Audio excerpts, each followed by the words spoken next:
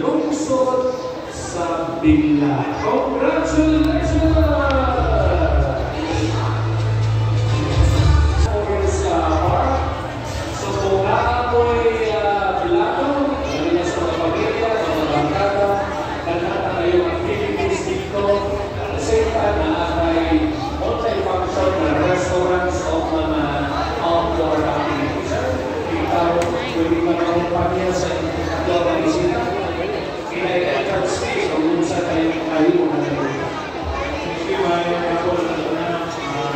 It's a new resort, new forest.